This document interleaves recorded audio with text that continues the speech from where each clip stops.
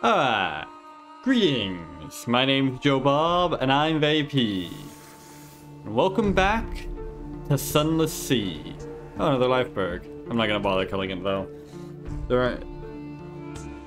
We've got other things to do. Like, for instance, resupply, because we are dangerously low on fuel, and to a degree, supplies. So, yeah, but first, codex, because we want to collect as many port reports in each trip as we can. What's that? There we go. I don't know why it wasn't going off.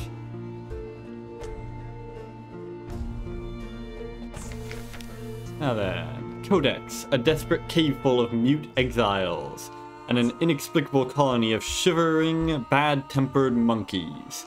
I don't know what's up with the monkeys.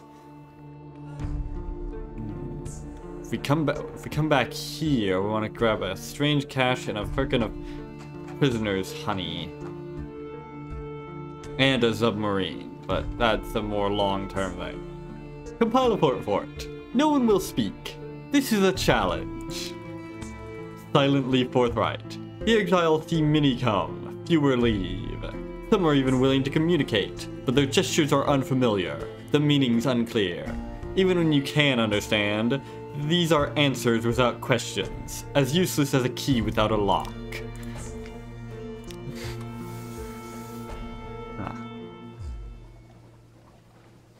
Oh yeah, you can use supplies to repair your hull.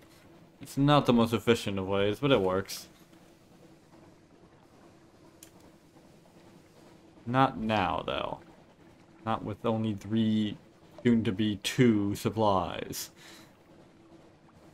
Although you can actually get pretty decently far with 0. Ooh, what's that? Nocturnal tramp steamer. Huh. Is it friendly? Well, it doesn't seem to be attacking me. I should probably run without the light on. Save fuel. I'm probably fine. Oh. Without light on to deal with this bat swarm though. Or maybe it'll just bugger off. That works too. Oh, no. Here we go. It's coming around for a pass.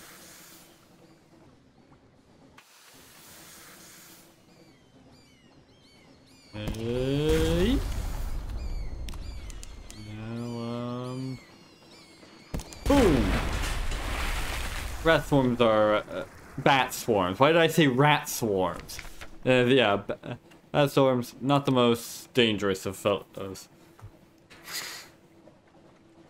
Yeah. Gather the corpses. They are succulent with stolen blood. Into the pot. An unorthodox diet. Those little bones are troublesome, and the flesh a little gamey, but salt them well enough, and they're quite edible. Quite edible. Not exactly the most ringing of praise. Ah yes, Kant's Abyss. We can't go there yet. Henachuk. You can't go there in this game. You can, however, go there in Fallen London, but only on a certain exceptional story. It's nice to be out on the low seas, it's relaxing. Especially after the shit I went through back in Inscription. Even with like no supplies, running on everything. It's still relaxing. Though, given the rate at which terror is increasing, I don't think my crew agrees.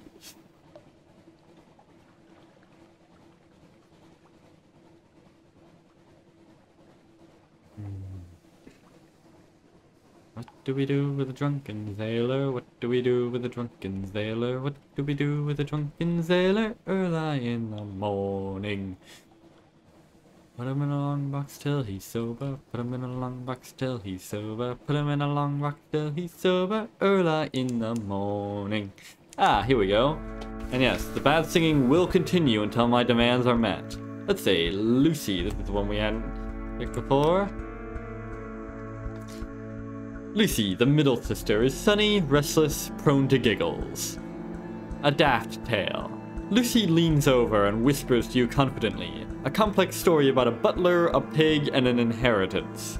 You don't follow all the details of the plot, but somehow the pig ends up in an attic and the butler in a vicar's bed. Candles flicker, dishes enter and leave, and the wind butts gently at the window panes. By the time the plum pudding arrives, you're as cheerful as you've been in months. A cheering interlude, I suppose. And now I've got all the attention of Stone, Salt, and Storm.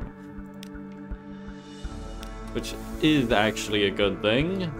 As much as it might sound like it might not be. But not particularly useful at the moment.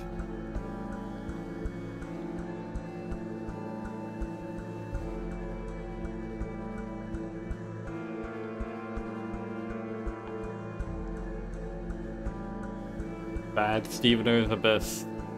What is a Stevener, anyways? I've heard there's some like some silly stuff you can do with like toggling the lights on and off all the time to greatly reduce terror buildup and also not increase fuel consumption much. But that just sounds silly. Alright. Collect. The lights of London welcome you home. Toilet only appears when you've been asleep for a little while. Collect messages from the Harbor Master. All the clatter and song of the dockside, it soothes the soul. Are there messages for you? Let's see. Pick up the morning newspaper, I suppose. Supplies, reduction in terror. Can reduce my terror by resting in a room above the blind helmsman, which is actually one of the more efficient methods of reducing it, or resting here. It's much better if you actually if you have a townhouse, or better yet, a mansion. Ooh. Consider a specialist surgeon. She is staying at a respectable boarding house near the docks, and has made it known that she is available for work. I specialize in amputations. It's easy to acquire unwanted appendages at the... Nice hat. And... let's see. Talents can be well employed in a vessel. Yep, I don't have a doctor yet. She increases hearts and iron. Isn't that a game? I don't know. Welcome aboard. She comes with a bag full of knives and her own personal sharpening stone. Don't touch these. Don't let anyone else touch them. Alright. See, yeah, you don't want to change officers at sea because I think it like increases terror or something. Shouldn't really be a problem though. The main time when you want to swap out officers is at ports when you want specific stats to be higher. I mean, yeah, I've now got a surgeon. Hearts, iron, and I get the doctor aboard stat, which I don't actually know what that does. I don't remember ever seeing it have any impact, frankly. Probably some use for it? I don't know. Main thing is, now I've got irons and hearts. Well, a bonus to irons and hearts, rather. I already had them. Alright, let's see. You can give the Alarming Scholar, you can give him all sorts of mysterious items for rewards. Personally, I prefer to keep them. Money is not easy to come by in this game, not early on, but it's not something you're... But if you're smart about it, you can get some nice dosh. You shouldn't need to do that to keep afloat. Alright. Especially with stuff like this. The Admiralty's picket fleets and intelligence networks are long gone. The survey office pays sea captains a small sum for recent information. This is what the ports are for. I think a couple of the port reports have like alternate uses somewhere. I think there's like 7 of them which are used in like making the Zong of the Z, stuff like that. Mostly this is just what you're gonna be using them for. The Hunter's Keep. I trust the sisters are keeping well. They are citizens of her enduring majesty, notionally. Some of them have interesting flavor text. This one does not. Just a bit of echoes, some fuel. And the first time you turn it in, 1 favor. And yeah, let's see, Venovite. What have the nearly dead been up to then? Nothing, apparently. So yeah, the fuel is, honestly, for most of these, the fuel is the most useful one. Most of them don't go above 10 or so echoes. I refuse to ask any questions. I don't want to give them the satisfaction. Oh, this one does, though. The farther, generally, as I said before, the farther you go out, the more valuable they are. The ones nearby are mostly just useful for the fuel. Exiled for giving answers. That's Wither for you. Anything new? See? Now I've got this. Asked to speak with the dark-speckled Admiral. Do you have an appointment? No appointment, but... I'm apparently to show you in anyway. Very well. You're ushered into his office off Mansion's Pyre, a cramped room with a vast desk. He surveys you across that desk. Ah yes, the mercenary captain of whom we hear such complicated things. Let's see. Yeah, you can submit some stuff to him. You know, as you do. The main thing you're going to want to be submitting to him, vital intelligence. You get it from, well, the main thing is that, like, as it says, it can be created from 2 pieces of strategic information. That's the main way you get it. There's a couple others, as it says, but and the main way, at least early on, that you get strategic information is by taking on those tasks, like I did last episode, to go off to places like Gator's Morn and what have you, and pick up strategic information. Then you combine the 2 pieces of strategic information with one rather less valuable item to get vital intelligence. You give it to him, gets you a nice bit of cash and something less something a bit more ephemeral. You'll see eventually. Let's see, ask what he needs. Information. Visit a port and will be interested in the port report. Visit places of particular interest and will be interested in the strategic information you gain thereby. We will pay you well, don't worry. We understand you can't be expected to act entirely for the love of the Empire. His lip curls. What's left of it? Is it just me, or is his head shaped very oddly? Like his jawline extends way too far, you know? Like it's so slightly disjointed. I don't know, it might just be odd art. As far as I know, he's a human. Let's see, a little gift. A very fine evening to you, Captain. My, what you call, mentor is very fond of adventurous sea captains, and he would like to offer you what you might call a dispensation, on account of he is so fond of sea captains. Behind the blind bruiser, on the deck, stands a dray piled high with fuel and supplies. Dray?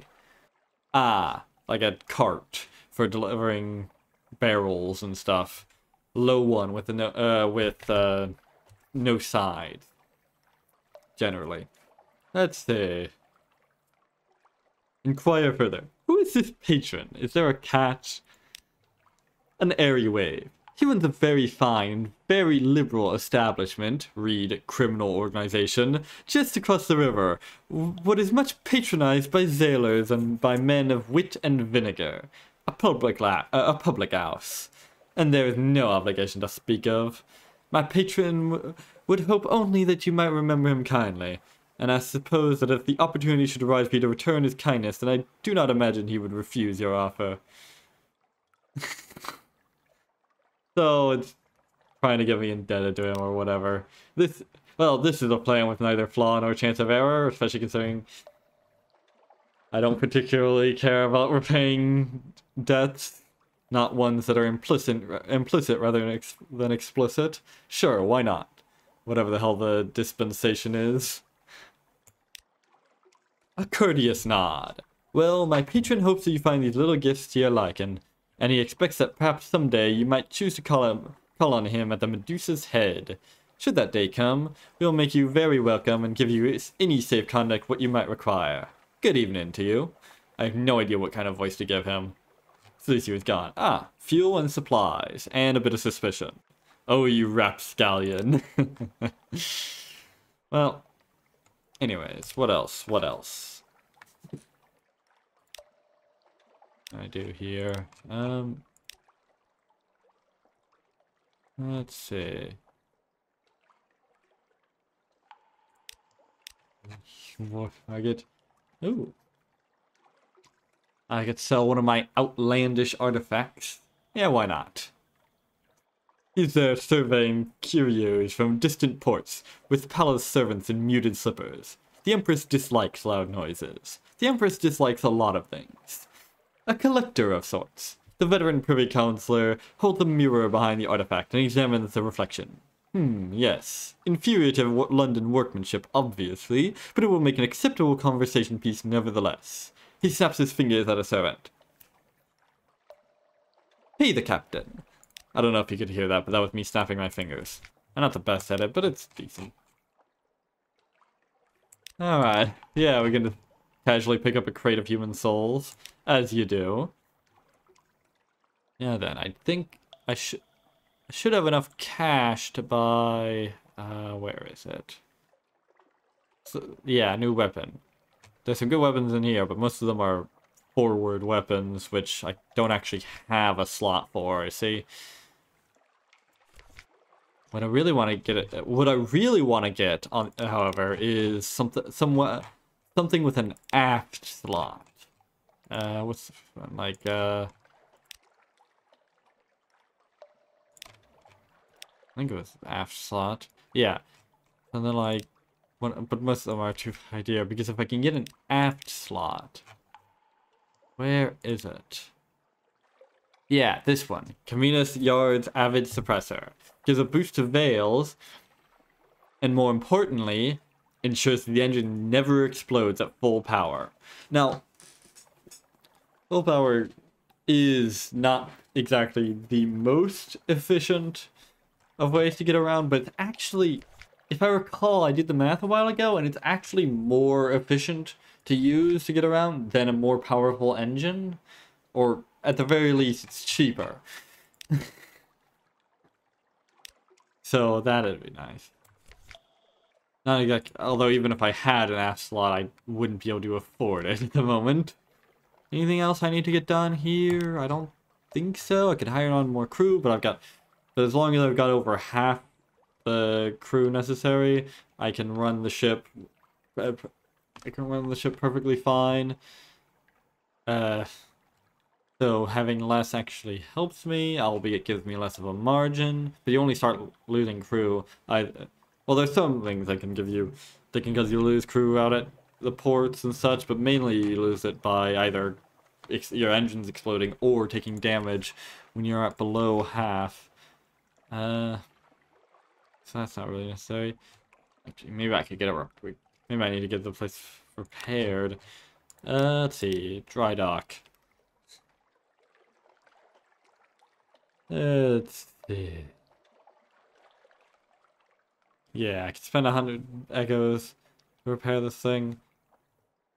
Or I could spend 25 echoes and 3 favors. Honestly, I think my hull's fine. I can get I can get away with it. Alright, now then. Where do we go next? Objectives. Let's see. Done that. IREM is way far away. Ah, yes. Gator's Mourn. More like Gator's Mourn. Got him. Right. Should I get more? Nah, I've got plenty.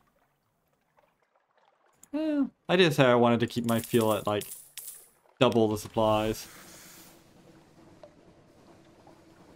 Now, that being said, well, fuel is generally consumed faster than supplies, especially when your lamp's on.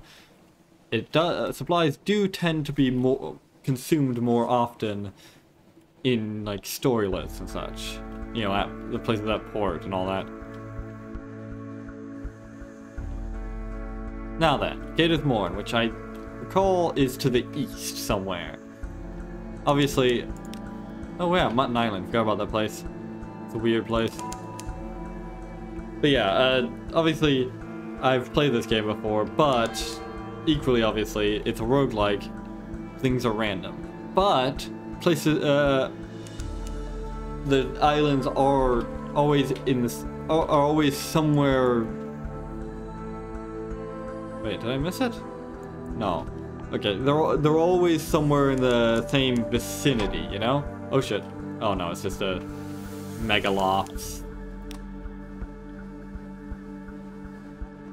Wait, I forgot I was gonna grab that. I forgot to grab the damn better weapon. I'm stupid. Oh, pirate ship. Ooh, this is a good opportunity to show you how ship-to-ship combat works. Let me just dissect it for some fragments. Now then, I'm gonna do, get close. Unlike the Z beast, you want to get close. I'm gonna get close real quick.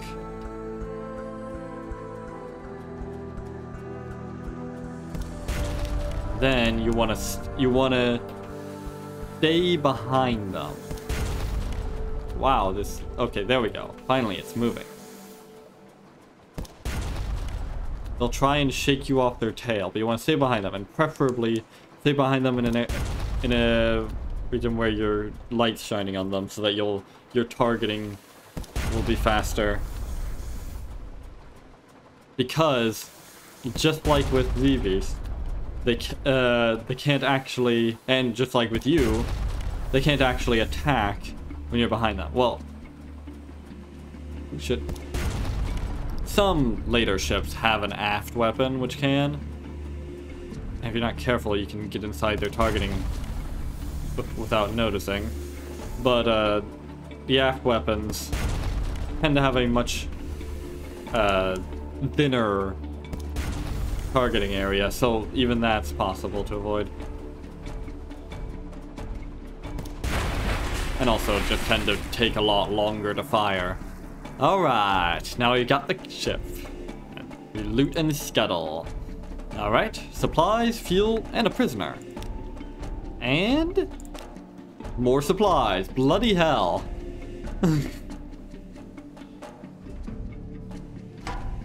And that's just a regular ship. You can see this line here that sort of separates the regions of the Z. What?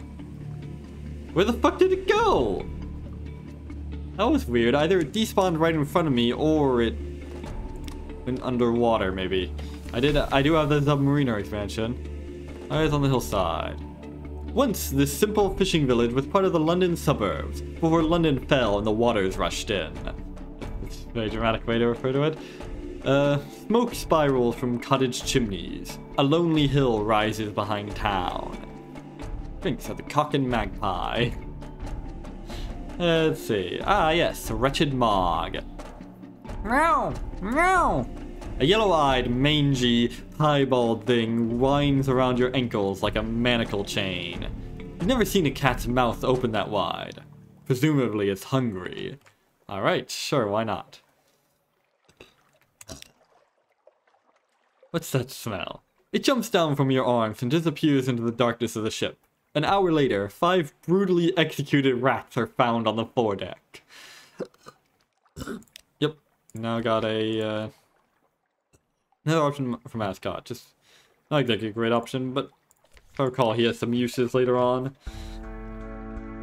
Let's see. Some stuff.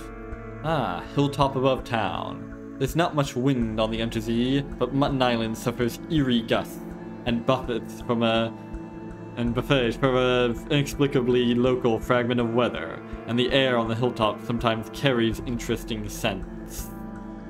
Interesting. That was definitely not worth it. Toasting the wind. You stand on a cliff top, looking over the little village. Smoke from the chimney of the Cock and Magpie drifts straight upwards. As you watch, the smoke tilts, The sudden wind thins it to a pencil smudge, then nothing. The wind screams unexpectedly, like a god cut in half. What a noise! It must be the caves around the island channeling the air. At least that's the most comforting explanation. Below you, the locals each take nips from a shared flask and make a toast towards the mainland. The wind is a southerly. God, the writing in this game is great.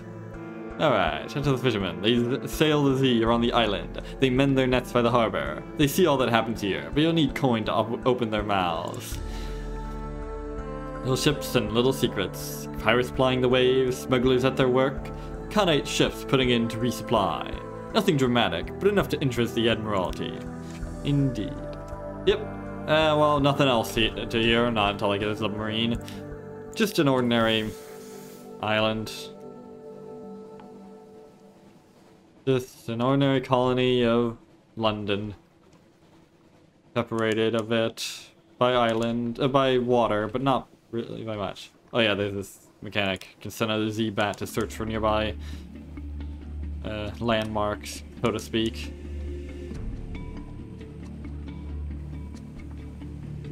So, yeah. But an island. Not much going on there. Massey staffed. Ah, get his more. Here we go.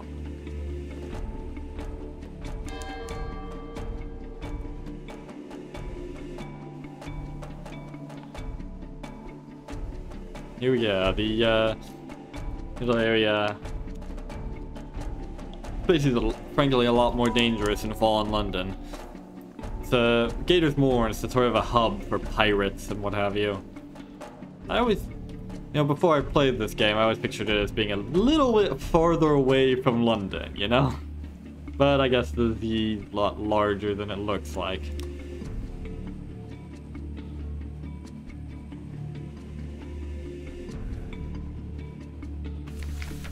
Step carefully. The Morn is a stalagmite vast as a crag, and its foot has no safe harbors. The Corsair's citadel nestled halfway up. An intricate system of winches and wenches takes the strain, and your ship rises slowly from the Z. Her hull creaks in protest. Grizzled sailors groan and cling to stanchions. Stanchions, hang on.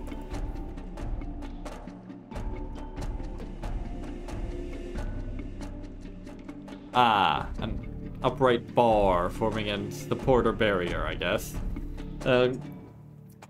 Higher, higher. Now the undersea shimmers like glass below. Children clambering in crevices cheer and wave alarmingly. The winch motor slows, and you hang in a cradle next to a red-bowed pirate cutter. Red-bowed, rather. Ah, yes. Here's the strategic information. Say, like, Admiralty sent you. Price has gone up. It's not safe here. You'll pay the difference, won't you? No. Fuck you. Fuck off. I know when someone's trying to cheat me. You're a rough cove. Come on, this is me living in me life. Yeah, and you're already getting paid for it. I'm not gonna pay you twice. Or I'm not gonna pay you a second time, rather. I shrug. You can't blame me for trying. Fair. I wants to get home. Sick of this place. London, eh? How is the old monster? Wait, they'll see. Here's your report. I'm off. The report is barely legible. Perhaps that's part of the code. The Admiralty will know. Alright, strategic information. But I'm not actually going to bring it back. Well, yet. Let's see. Over here, rumors of a pirate poet. Landlubbers fear pirates. Pirates fear the poet. Lies, nonsense, glimmers. Some say she's a clayman who freed herself with the power of verse. Possible. Others insist she's the personal muse of the king with 100 hearts. Unlikely. One claims she sails on a living ship made of the still screaming skulls of her victims. More sober voices mutter that no, it's just an Alcaeus-class vessel. Whatever the truth, few have fought her and survived to tell the tale. Only the bravest of captains risk the lonely parts of the sea, where her flag is said to fly. Yeah, for those of you who are unaware, the clay men in this they're sort of, well, they're what they sound like, men made of clay. Or something like that, or something like clay anyways. I'm not entirely certain if it's clay, but it's, you know, some kind of hard clay-like material. They're animated by the King with the 100 Hearts, which is basically a living continent. Or rather, a person turned into a continent. And he sort of has a trade with London, where he sells them the Claymen, who are sort of bound to follow orders, and by the king, and they're basically taken as, well, golem slaves, sort of thing, and used as menial labor. Some of them have gotten free. Some of them are called they're called unfinished men. They generally have some kind of peculiar flaw, and they're able to disobey orders. Don't sort of matter of debate whether they're born like that or if they become unfinished. Yeah, that's just one of the interesting details. And here's another little tidbit. The King with 100 Hearts was one of the people that sold one of the previous 4 cities to the Bazaar.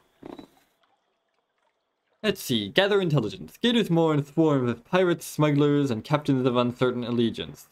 You could learn a lot here, but you need to go carefully. Well, let's go. Aha! In caution. A steaming bathhouse on a spur of rock. Water slops over the edge of tubs, out over the edge to join the Z far below. Scarred captains boast drunkenly of the prizes they've taken, and the victims they have marked out. You listen from the shadows. Yep, dangerous business gathering port reports here. You never know what'll happen. And let's see, it's 4. This is a surprising quantity of actual landscape on the Morn. It's vertical, admittedly. Once you find the beast paths and urchin roads, you can traverse it as you would a rocky moor, with an additional throatful of lurching terror. Love the way the game does a good job of sort of humanizing your character without actually being too particular to allow for role-playing. Ah yes, Gators Mourn, the vertical city. Hang on a second, I've been here before. Well, let's try again then, shall we? Big money, no whammies, big money, no whammies. Yes! Yes! Yes! Rare and delicious. Tyrant moth antenna. You know how to deal with these. You break it into fragments and swallow the dripping fragments each in a gulp, exhaling briskly to savor the vapor afterwards. It's a complex rather than a pleasant flavor, but its tonic effects are marvelous. Alright, +2 to high iron, hearts, and mirrors. These new totals are showing the base values, by the way. Alright. That's another 10% on my way to maxing out all 3 of those. Because the max is 200, obviously. Alright, ah, now that's a good omen, getting such good luck. This early on, you know? Whew. Alright, is there anything else I need to do here? Nothing awaits me. No. Anything still here? I forgot to pick up some prisoners, honey. Damn it. Not for here. The arbitrage here is minor, but for the other thing. Can sell red honey. This is a terrible place to sell it, by the way. You only get... it costs like 600 to get it, normally, and also gives you suspicion. Not worth the arbitrage.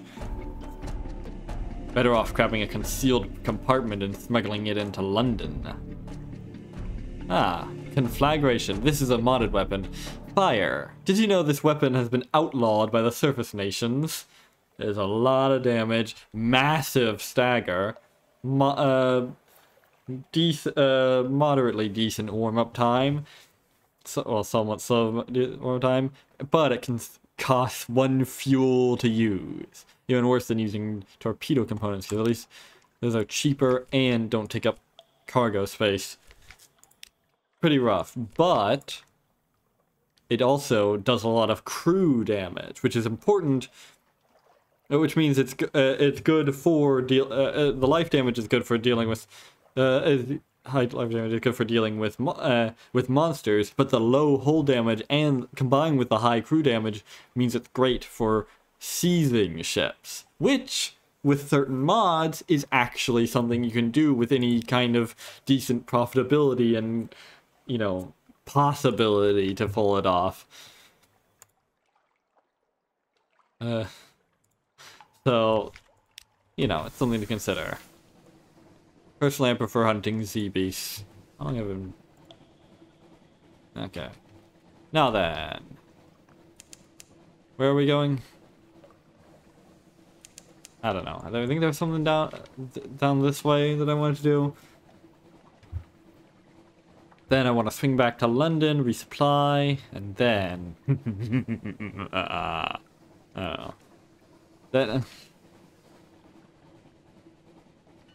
yeah, we'll swing back to London, get a new thing to get more strategic task, to get more strategic information that I can... Oh, hi. Pirate frigate. This is awkward.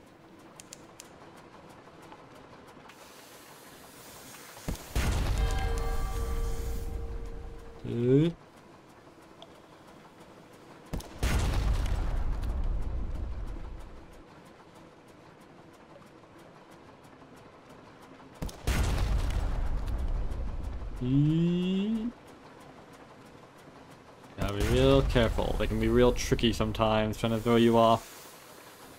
This is not one of those times, however.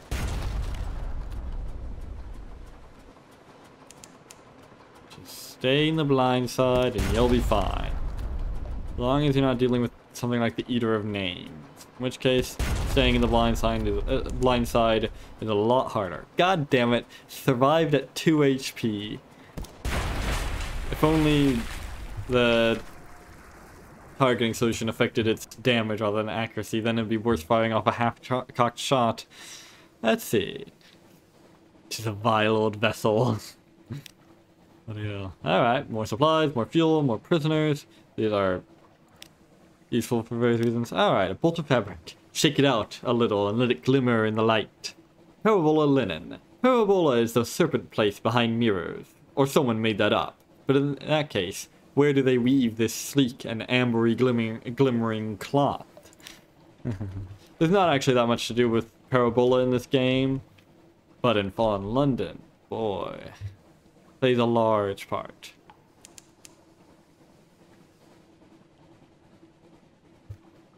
You should just know that it's the realm of dreams and mirrors. It is the is not, so to speak.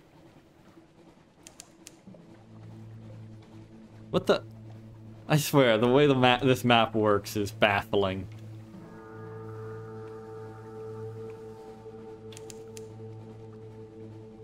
The waves are flecked with light. Ooh, ominous.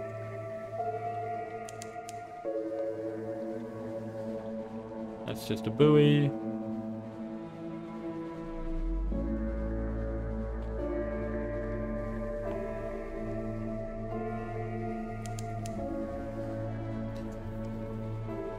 Now then. Ooh, what's that? Oh, just mist. Or fog, rather. I thought it was a trail of an enemy. Oh, it might have been. But if it was, it disappeared into the fog. Little ships throng the waters here. The crew grow wistful. They swap old stories of sunlit sea.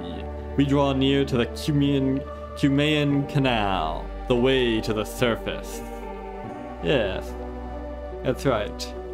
After all, as I mentioned, there are people that come down here from the surface, so surely there must be a way to get back up, right? Well,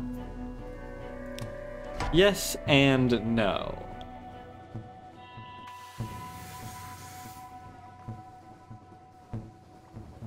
you bastard. This is a gilliflower. Which sounds like, frankly, like something made up. Or like something someone was saying when they're trying to mock French people. Can't fucking see it because of this stupid UI. And it can't see me because it's stupid. And also I've got a bunch of fails. Ah! Distracted by opening that up. Alright. The time for stealth is gone. 1 HP! God, I really need to grab that better fucking weapon.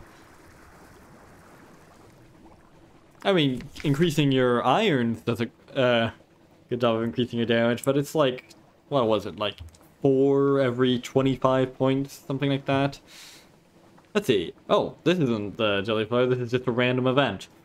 Right before I started looting it. A tooth-cracking treasure. A chunk of grit baked in your ship's biscuit. You crack a tooth and curse. Your crew chuckle. But when the object turns out to be a diamond, small and badly flawed, but a diamond nevertheless, they all hush. Diamonds are sacred to stone, one says. Give it to the Z, Captain. It'll be luck for us. See, do the careful thing. Sailors pray to stone when they want home, hearth, and healing. She's the kind of god you want on your side. Or hang on to it. You're not going to throw a diamond in the Z to appease some nameless god of sailor superstitions. Well, I mean, it doesn't have it. It isn't nameless. It has a name. Like, whatever. But nah, Storm's a bent. Stone's a bent, rather. Storm is alright. Hang on to it. You know, take it away. Your crew are disappointed, but diamonds are diamonds. Yep, 30 echoes for 1 terror. Easily worth it. Let's see, let's scoop it up. Why not? The gilliflower. Is it a young jellyfish? Jellyfish? A lesser subspecies? Do the dreams of jellyfish become real? What? In any case, now it's a sad slick of goo, dissolving into the sea. Oh, let's scoop it up, why don't we? Perhaps you can eat it. Better yet, perhaps your sailors can. Oh, a spreading stain. It's gone, and you are left with gooey gloves and a buttery smell. And this purple thing, is it an egg? A heart? A less fortunate traveler? Dissolved and shriveled to mauve ruin? Put it somewhere safe. Alright, got a strange catch now. That potentially handy. You can use it in battle to lure submerged Z-beasts up. Because they can go underwater and all that. Hang on. Did I not already? Oh, I guess I haven't technically discovered it yet. Have I now? Here we go.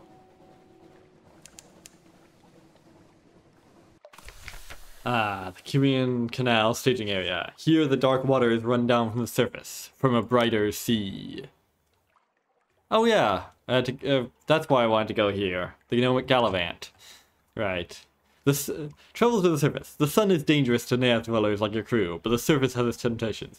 Yes, because you see, the sun is a deadly laser. No, the thing is that sunlight, basically, it enforces the laws of reality, and down here, the law has much less influence.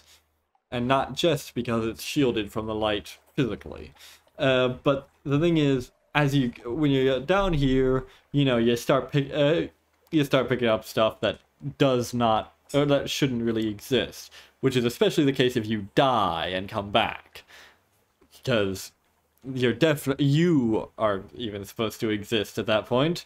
So yeah, the more you say down here, the more you're not really supposed to exist, and so the more the sun becomes dangerous to you.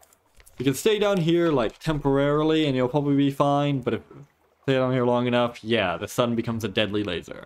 Anyways, a report. Locks remain free from sabotage. If anywhere besides London is safe and all the undersea is here. The service nations have an interest in keeping the way open. Get a perfunctory port report. Let's see. Assists a knowing Gallivant in an enterprise of dubious legality. A riddle. There are 10 individuals in a room, one of whom is an ancient tyrant. How can you distinguish him? Answer. Burglarize a private library for a picture of him beforehand. That's not a riddle, is it? Knowing the enemy. As dinner bells sound throughout the port, you carry a ladder to one of the long-moored, half-legal ship hostels. You prop the ladder to the porthole of what the Gallivant assures you is the cabin of a French diplomat. He ascends swiftly, leaving you to carry the ladder away. Half an hour later, the Gallivant is back on your deck. He polishes his ruby cuffs. I have seen the face of eternity printed in ink. It was a terrible face. Alrighty then. Well, I'm all for dubious legality then. Let's see. Service gossip. A sorry end. A card game ends badly when one surface sailor knifes another for all the usual reasons. The other players scrabble for the coins that spill from their pockets, but you snatch up a scrap of paper they overlook. Curious markings, dates, times, code names. Spy's work. Now I've got one move in the great game. The nations of Europe and beyond compete for influence. Their plots reach even to the north. And the plots of the great game itself reach even to the stars above, so to speak. Alright, let's return to London then. And then we sail, and then we grab some strategic information, and then we start sailing off. So we try and grab that strategic information, then we sail off into the wider Untersea to find islands. That's the thing. You don't want to be too cautious in this game. You want to be using the funds you get from your whatever adventures to sail further and farther out. Further and farther out, that doesn't make any sense. Oh, shit. He knows when I'm here. No need to be coy now. Especially when he's about to die. Hi there. I like to cut it close like that. Let's see. Sure. Pale and salty meat. The crew will feast. That glowing flesh is unstable. It crisps and withers as the glow fades. So eat it while it's fresh. Oh. That would have reduced hunger, except for the fact that I literally just fed the crew. God damn it. Well, that was a waste of a perfectly good megalops. Let's see, what are you? Caligo class cruiser.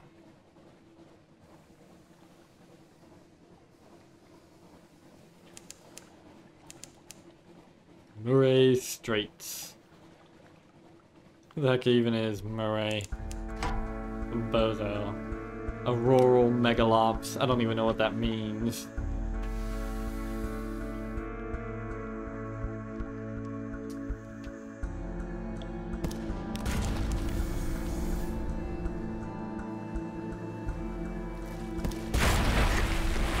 I do like to live dangerously. Alright, and fail. Okay, so both of the megalops were entirely failed. Or wasted, rather. I didn't fail them. I don't have a duty to them.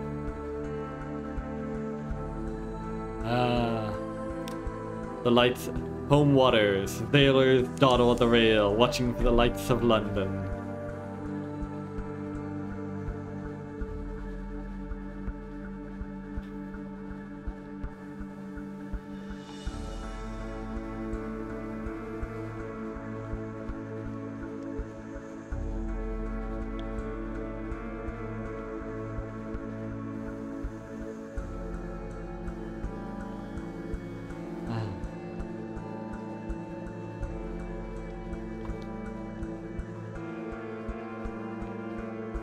I don't know.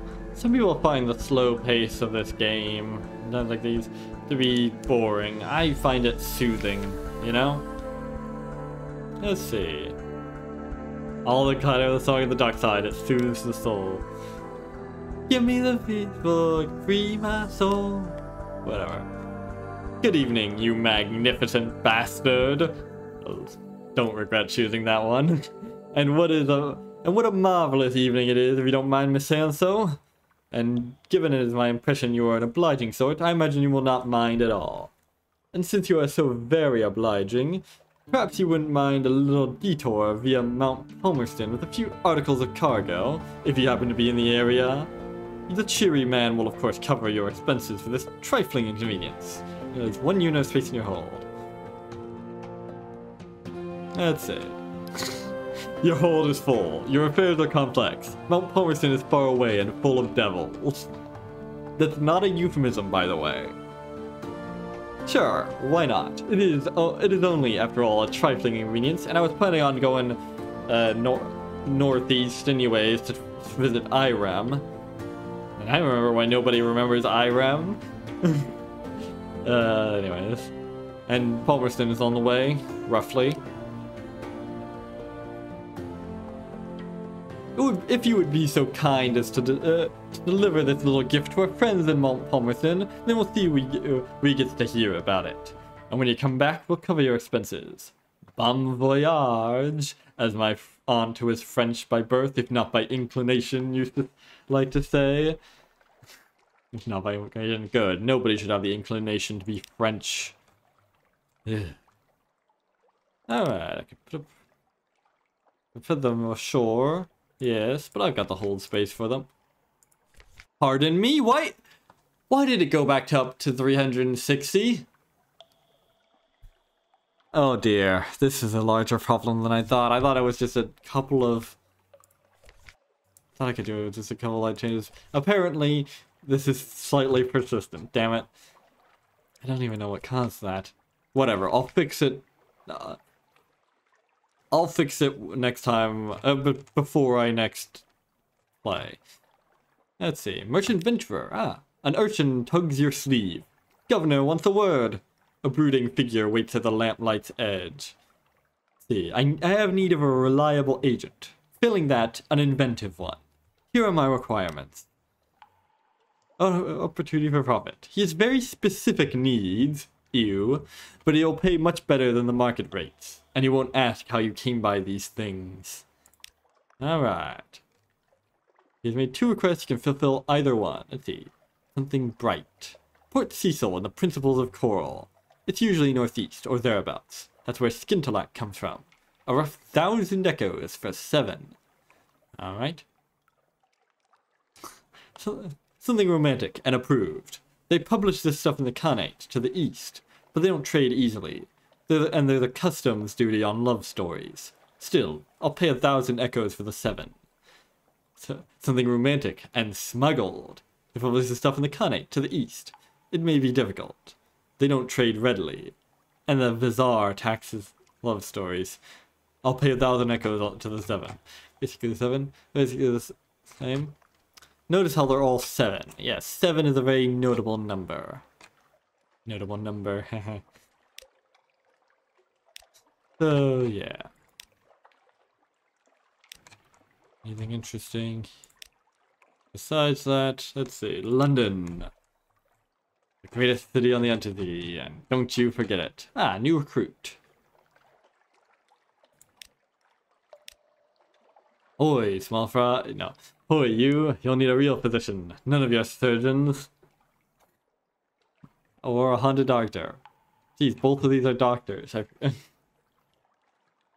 Bloody hell. Let's see, this one increases hearts and iron, just like my current one, and this one increases hearts and pages. That's a little more interesting. Let's see, please, I must leave this place. I can work my passage. I'm a doctor. Alright. Good to hear. Thank you. This is mine. I'll do very nicely. Excuse me. I will just turn up the oil lamp a touch. I dislike the dark. Earnest, learned, prone to jump at loud noises. Alright. +6 and +3. Much less of a boost, but pages boost are a bit less common. Oh, that reminds me. I should really speak to my guys. She works with 2 scalpels at a time, or with a scalpel and a tined instrument, hitting open the flesh she's working on. Her operations are brisk and yield very little blood. Oh yeah, you can also proposition most of your officers. Not the mascots, though. For obvious reasons. Invited to dine with you. Does she wield a fork the way she wields a surgical instrument? Well, one of the instruments is tined, and that is what a fork is, a series of tines. Precise bite sizes. The cooked flesh arrives still in its shell. From the claws, 8 legs, body, and head, she renders a dozen neat bite-sized piles of shredded flesh, sutured with mushroom, or pinned together with a needle of chiton. God, I'm hungry. Perhaps she's Mr. Calling as a chef? She denies it. My mother was a child of a surgeon in the first city. That was like thousands of years ago. You might say that knife work runs in the family. At least hundreds. There was a wicked, quirking smile at the corner of her mouth. Then there were the rumors about my father. She would deny there's any truth in those. Oh, lucky I got this strange catch. Her father? She becomes more talkative when she has something to cut. Perhaps you can get her to say more about her father. I wouldn't mind her cutting me, if you know what I mean. Who was he then? There's flensing, deboning, an orderly arranging of scales from large to small. This was the creature's favorite organ, she says, working briskly with tweezers and blade. Don't touch it. The purple bits are toxic. She only turns to personal matters when she has had a chance to rinse her fingers. I get my proficiency with metal from both sides of the family, she says, watching your expression closely. Mother was a favorite with Mr. Iron. She says that they only worked together, that Mr. Iron sponsored her work and provided her with tools. Sharper tools that do not bend so easily. Interesting. Now that's an interesting thing, considering Mr. Iron is a giant space bat. But weirder things have happened. Ah, now I need a live specimen. Mr. Iron, truly, find her during an operation. Does the blood of London's cowled masters really run through her veins? I don't know. Who can say? Now then, what else? What else? Any other Rose Market? No, I'll save that. Duck's pick. Ah, yes. You know, I can pass on the strategic information, but that's less valuable than passing it on as vital intelligence. So, here we go. Codex, far north of London. Oh, that's on my way to Irem, albeit not entirely. Alright then. Good. Next time I arrive, I'll have your... where do I... Ah, here we go. Let's see. Gator's Morn. Rather more valuable, considering how much harder it was to obtain. Well, if you've been there, I suppose we may as well hear about it. The fee is nominal, though. Yep.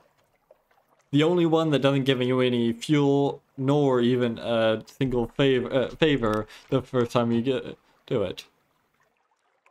Let's see. Quaker's Haven. Been trying the original rubbery lumps, have we? Indeed.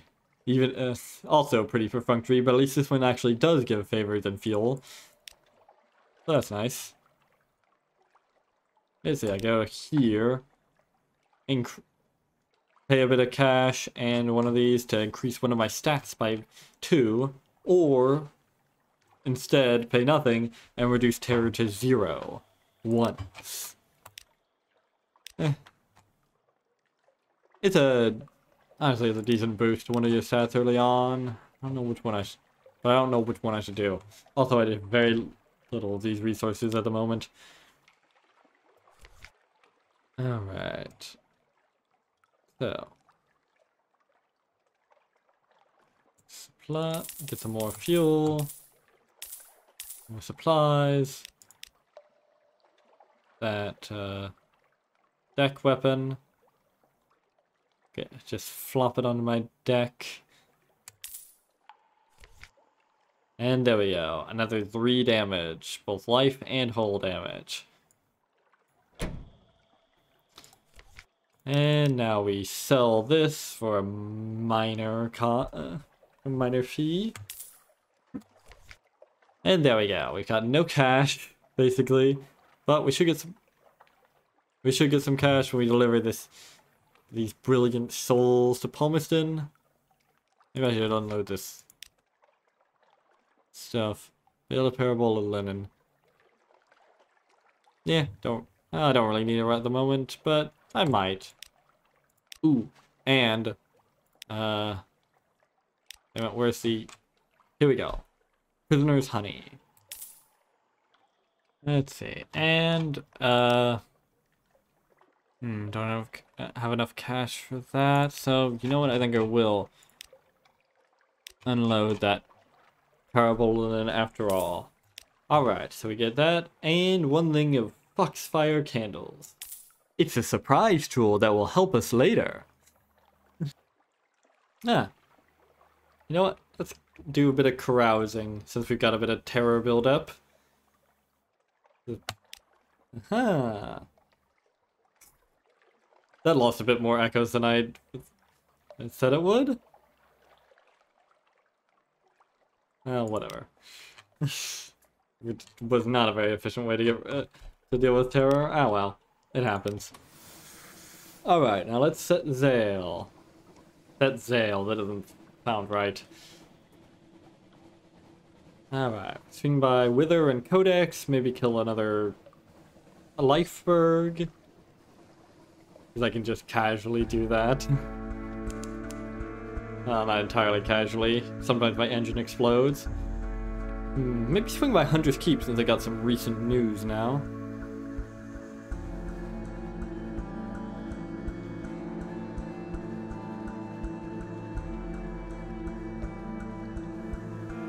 Come on. Oh, there we go. I was hoping something awaits you at Fort would have arrived before I arrived here, so I wouldn't have to just sit there waiting for it. It's always a tad awkward. Here we go.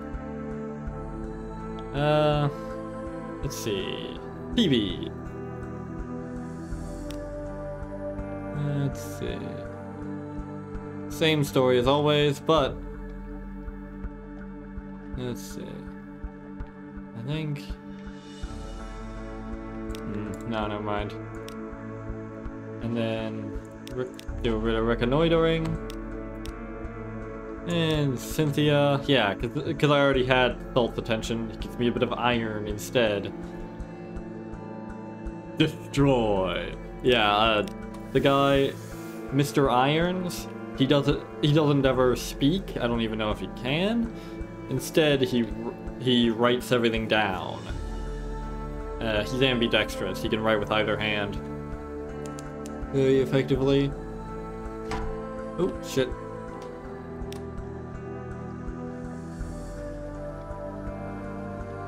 And he tends to write in all cap. And I think bold as well. See, look. Now I can actually kill it in just 2 hits. As opposed to surviving on a fraction of health. And 1 fuel. Honestly, barely worth the time it took to kill it. But that's what it gets. That's what you get when you basically bullying when we ships like that.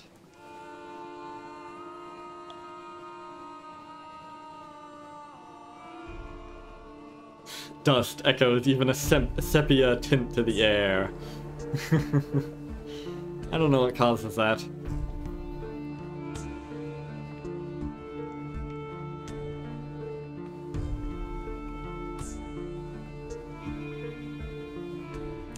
Oh shit, didn't mean to do that.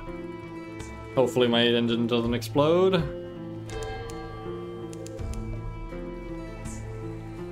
I would be worried about tempting fate like that, but I don't believe in tempting fate. Alright, someone trying to get your attention. One of the tomb colonists takes an obvious interest in your crew, specifically the Clatery heir. Yeah. The tomb colonist draws you a little way from the Clatery heir. Don't tell her you met me, he says in a hoarse rasp. Her mother cut my voice. Hoped to fix it so I wouldn't be able to look for my daughter. I wouldn't want to. He wheezes.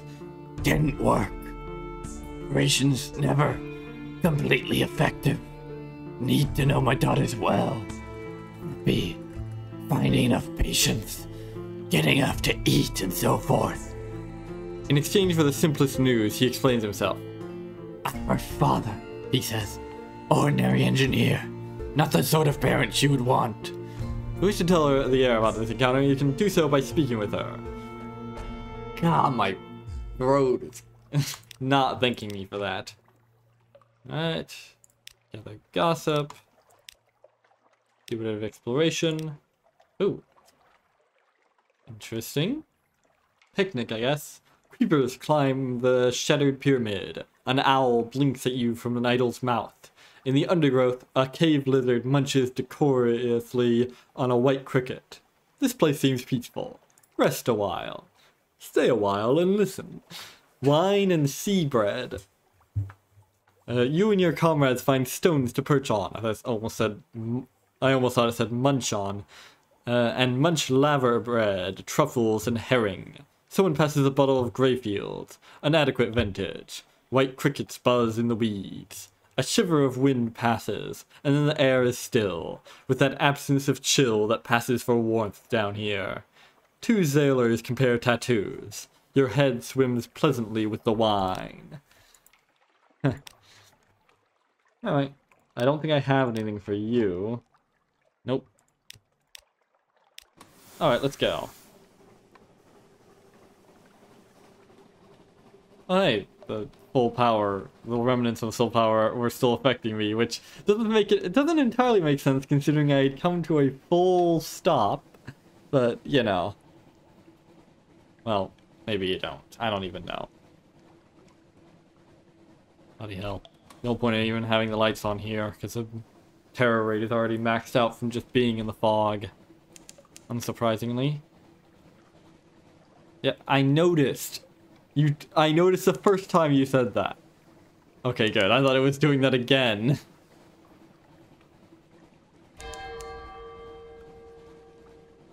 St. Erasmus dancing. Is that like St. Elmo's fire? I don't even know what a St. Elmo's fire is, actually. No, was it Wither or Codex that I needed the supplies for? Well, not the supplies, but the not supplies with capital S, but just supplies in general. It's a tad confusing how they named it, but oh well.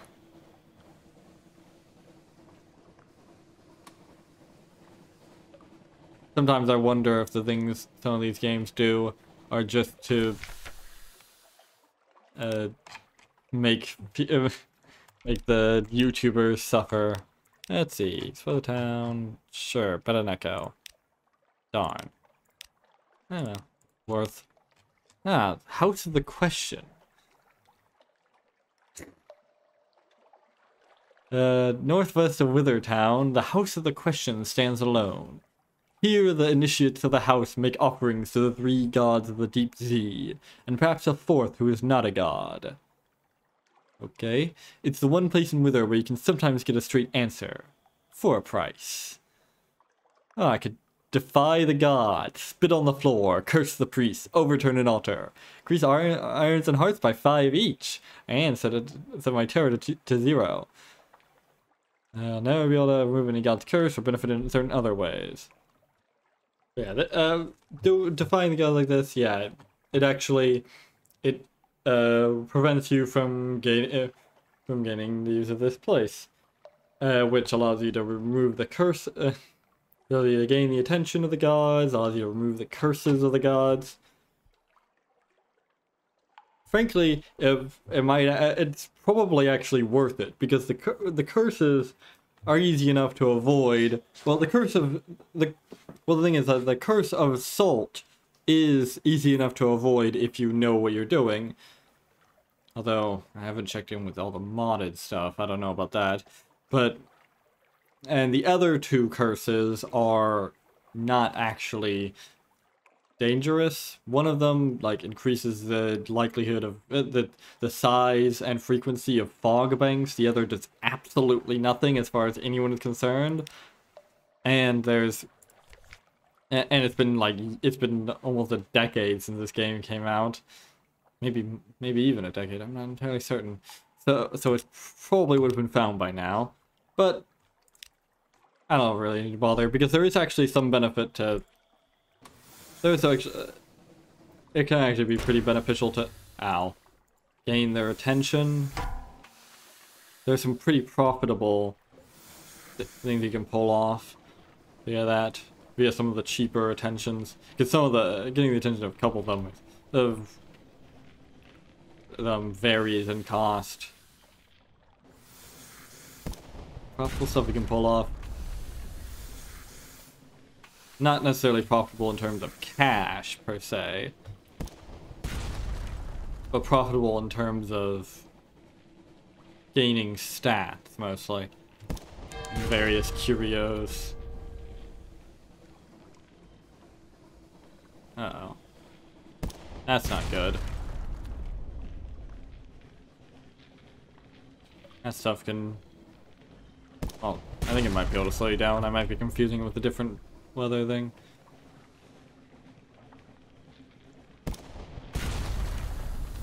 Why is it running away? Oh, it's completely lost me somehow, even though I'm actively shooting it. That's the power of having high veils. I don't even have that high veils, actually. Heh. See that bunch of red exclamation marks? That means that it was about to attack. But then it lost me somehow. Ah, man. Yeah, this is one of the reasons why I chose the urchin past. That sweet bonus to veils at the start. Because the higher because oftentimes the higher your veils are, the easier it is to gain veils. Very much a rich get richer sort of stat.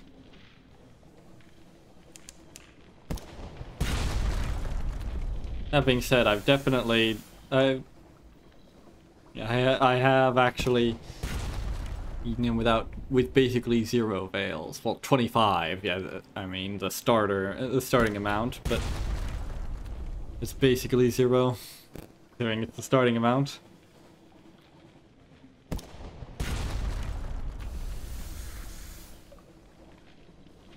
Honestly, this is just kind of sad. This doesn't work with all the beasts. Some Z-beasts actually have ranged attacks. Pretty vicious ones, even. The thing about ranged attacks in this game, yeah, this must be is that they can't actually be dodged. They can only miss, and Z-beasts never miss. In fact, I think enemies might never miss in general. They might, I think they just wait till it's 100% accuracy.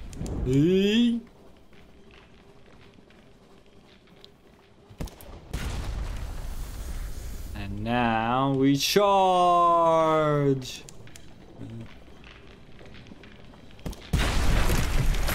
And there we go. Punish supplies, but nah. Get more outlandish artifacts and a hunting trophy. Alright, now we swing by Codex. The Codex of Ultimate Wisdom. No.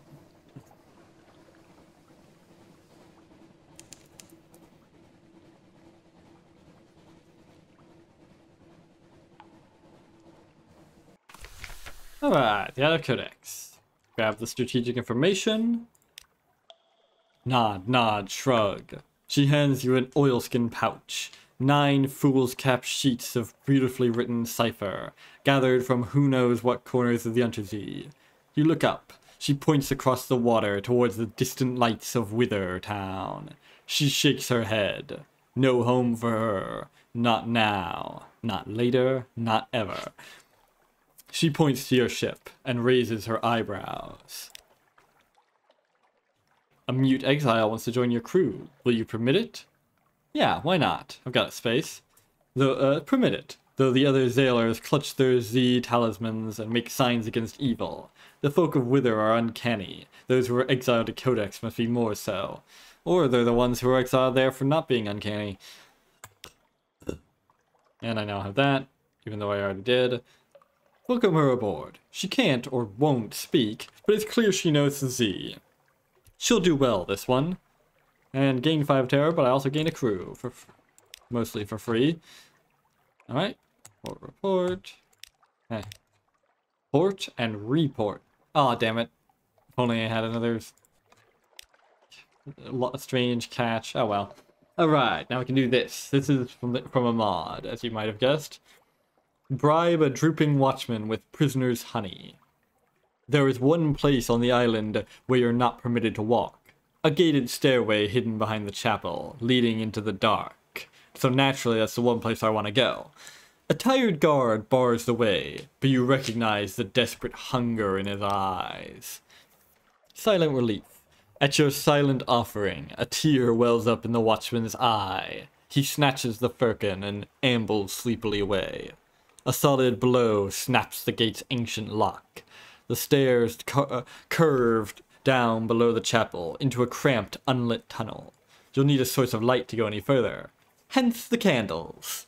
Oh yeah, firkin, by the way, is a type of barrel. A small one. Alright, explore the cave. Candles will light your way to the cave beneath the chapel.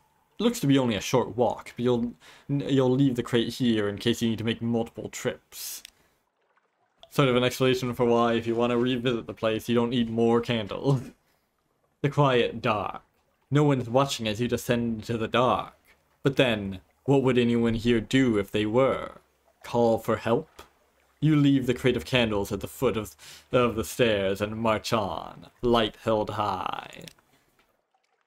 Your candle dispels the darkness, but not the silence. The walls drip, the air drums. You shouldn't be here. Gotta love these images. Expectedly, you come across a puzzle. A wooden sign, rotting from the damp, has been painstakingly nailed into the wall. It reads, "Turn left." Oh, that was a pretty good episode. Not one of my favorites, though. Alright, write that down. Keep going straight. There's only one path. There's no left to turn. Right, I'll make a note of it then. Not that I technically need to, since I can just revisit this video, but that'll be inconvenient. Alright. Turn left. Unopposed. For a short distance, your pace slows, and you half expect some deadly mechanism to swing down from the walls. But nothing hinders your progress. Soon, a second set of curving stairs leads you to another corridor. Runes are carved into the walls haphazardly. Here, the constant dripping of the stone has worn many of them away. The stench of salt is on the air. Expectedly, you come across another sign. It reads, "Give wine." Give wine? Keep going straight. There's nothing here to give wine to. Still unopposed. Slightly concerned, you keep walking. Another staircase brings you down further. As I said, when it comes to the report, answers with no questions. And let's see, the runes have devolved into deep, frantic gouges in the stone, bubbling with briny liquid. Drops from the ceiling threaten to put out your candle. The floor squelches underfoot. Something gnaws at the edge of hearing, muted by the water's flow. You scan the walls for another sign, but almost trip over it instead, the wood having long ago rotted away from the nails. The text is barely legible, but you manage to discern is that 2 blanks W STOW underscore S I, probably. Okay. None of that. Keep going straight. There are no EYs to W, you imagine. Unopposed and unconcerned. Hooking off the instruction, or warning, you keep up the march to the next staircase. Whatever purpose these messages were meant to serve, like everything on this island, they're fractions of the whole. Solutions without a puzzle. Answers without a question.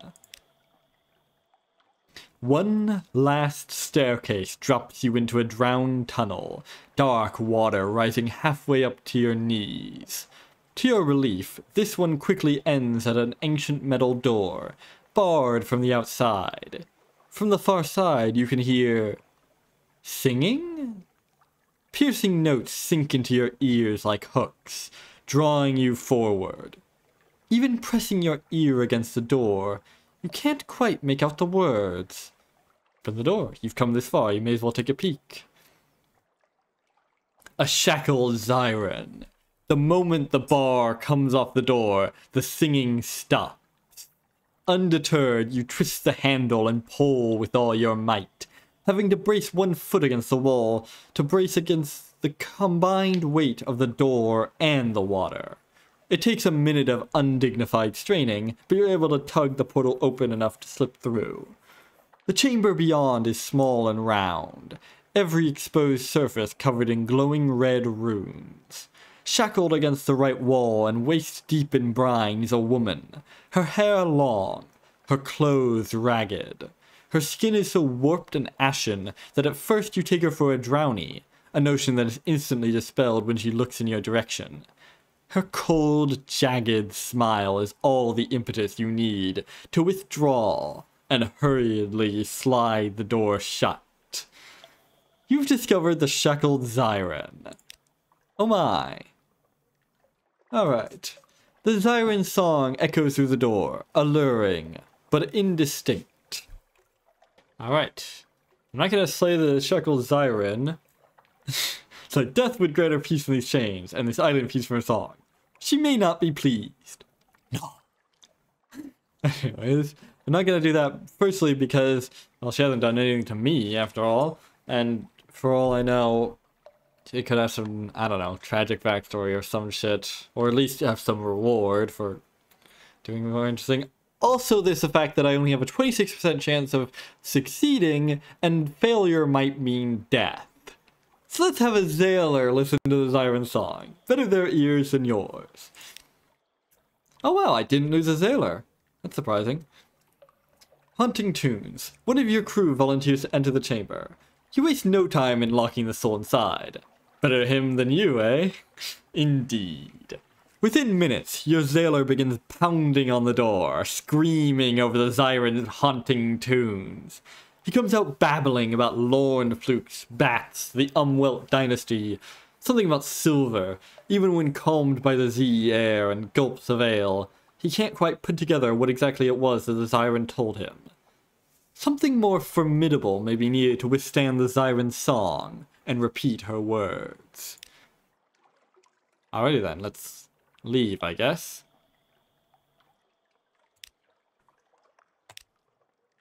Alright. So, we'll need something more formidable. Like perhaps a Clayman. But I don't know where Polydream is, and that's where you mainly get Clayman from, so I don't know. That will have to wait. Remember, I think it's somewhere in the central area, but that's a pretty vague area.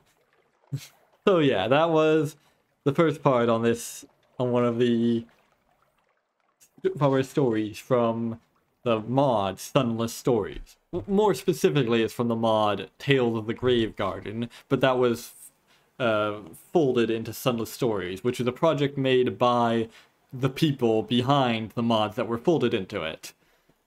But man, as you can see, like, they absolutely nailed the atmosphere, you know, of the game. So okay, oh yeah, incidentally, there is still the matter of the strategic information. With this, we can put it together with either a Z story, a memory of distant shores, or move in the game to get a strategic information. Now, I think the most efficient, I forget if it was Z story or memory of distant shores, but yeah, I don't have I think it was this, but I don't have the mirrors needed to do those. But I do have a move in the Great Game, which requires less mirrors for some reason. And why not? Slightly sufficient, but yeah. The bigger picture. They thought no one would recognize the pattern. They hadn't counted on you. Honestly, probably the best flavor text of any of the options. So now I've got Vital Intelligence, Vitality, and Intelligence. What would we do without them? Especially if we're spies, diplomats, or pirates. Alright, and that's where I'll be leaving off for today.